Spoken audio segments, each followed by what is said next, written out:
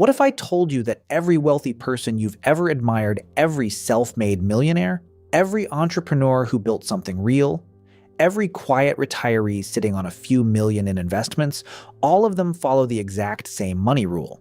Not similar rules, not overlapping philosophies.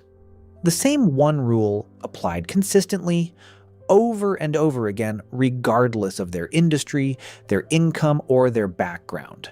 And here's what's going to surprise you.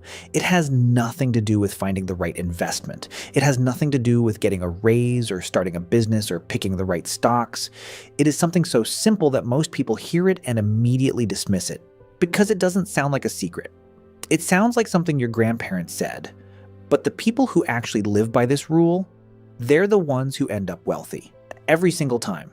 So today we're going to break it down, what the rule is, why it works, why most people can't seem to follow it, and exactly how to start applying it to your own life starting this week. The rule is this: always spend less than you earn and invest the difference consistently. That's it. That's the whole thing. You can close the video right now if you want, but before you do, stay with me, because understanding the rule is easy. Understanding why most people fail at it is where this gets interesting. Let's put some numbers behind it first, because numbers are what make this real. According to the Federal Reserve's most recent consumer finance data, the average American family spends 98 cents of every dollar they earn. That leaves exactly 2 cents on the dollar for saving and investing. And at that rate, building any meaningful wealth is nearly impossible, because you're not giving your money any room to grow. Now compare that to what the wealthy actually do. Research from Dr. Thomas Stanley, the same researcher behind The Millionaire Next Door, found that the average self-made millionaire consistently saved and invested between 15 and 20% of their income, regardless of how much they were earning.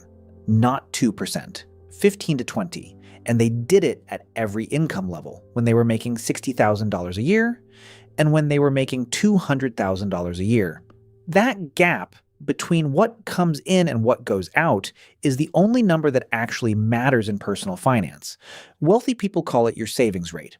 And protecting it is the one thing they never compromise on. So now you must be asking, if it's that simple, why do most people get this wrong? You see, here's where it gets a little uncomfortable. Because most people are running this rule in reverse without even realizing it. When most people get a raise, they upgrade their lifestyle to match it. A new car, a bigger apartment, better restaurants, and basically more everything. Economists have a name for this. It's called lifestyle inflation. And it is the single biggest reason why people who earn good money still end up broke.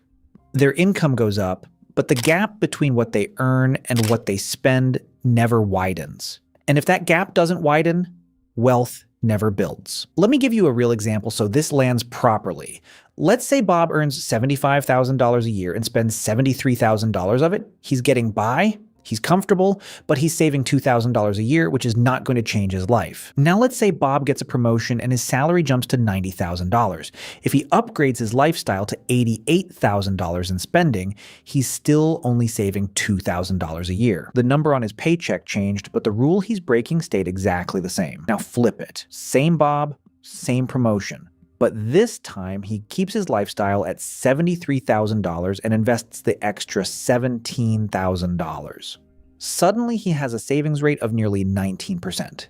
And that $17,000 invested annually at a 10% average return grows to over $1 million in just 26 years.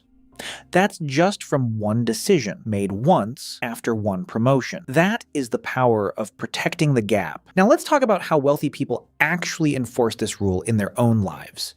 Because knowing the rule and having a system to follow it are two very different things. The first thing wealthy people do is pay themselves first.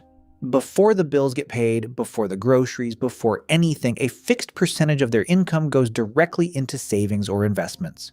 They don't save what's left over at the end of the month because there's never anything left over at the end of the month. They make the investment automatic, invisible, and non-negotiable. The money moves before they ever have a chance to spend it.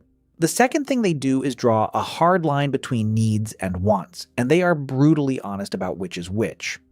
A car is a need. A $65,000 SUV to impress the neighbors is a want wearing a disguise. A home is a need.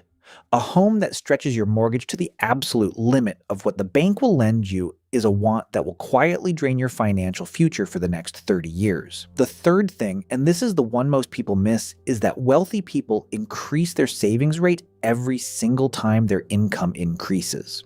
They don't spend the raise, they bank it. Their lifestyle creeps up slowly and deliberately, while their investment contributions leap. Over time, the gap between what they earn and what they spend gets wider every year instead of narrower. And that compounding gap is the engine of everything. Here's the good news. You do not have to be wealthy to start following this rule. You just have to start. The first step is to figure out your current savings rate right now. Take what you saved and invested last month, not what you meant to save, what you actually saved, and divide it by your take-home income. If that number is below 10%, you have work to do. If it's below 5%, this is urgent. The second step is to automate one investment transfer this week. It doesn't have to be a big number. It just has to be automatic. Set it up so that every time you get paid, a fixed amount moves immediately into a brokerage account, a Roth IRA, or your 401k. Make it boring. Make it invisible. And then leave it alone. The third step is to commit to what financial planners call a raise rule. Every time your income goes up, whether it's a cost of living adjustment, a promotion, or a side income bump, at least half of that increase goes straight to investing. Not all of it, just half. The other half is yours to enjoy. This way, your lifestyle improves and your wealth builds at the same time, and you never feel like you're depriving yourself. Let's run the numbers one more time with Bob. If Bob is 35 years old today, earns $75,000, and commits to saving and investing just 15% of his income, that's $11,250 a year, and he applies the raise rule every time his income grows, he will have over $1.4 million by the time he's 65. Not because he was lucky, not because he found some incredible investment, but because he protected the gap, stayed consistent, and let 30 years of compounding do the rest. The wealthy are not following some secret playbook that you don't have access to. They are following one rule, the same rule that has worked for every generation before us and will work for every generation after us. And they are following it without exception. Spend less than you earn. Invest the difference. Protect the gap. Do it consistently for as long as you possibly can. That's the whole game. And now you know it. If this video was helpful, go ahead and hit the like button. It genuinely helps more people find this content. And if you want to keep building on this, subscribe so you don't miss what's coming next week.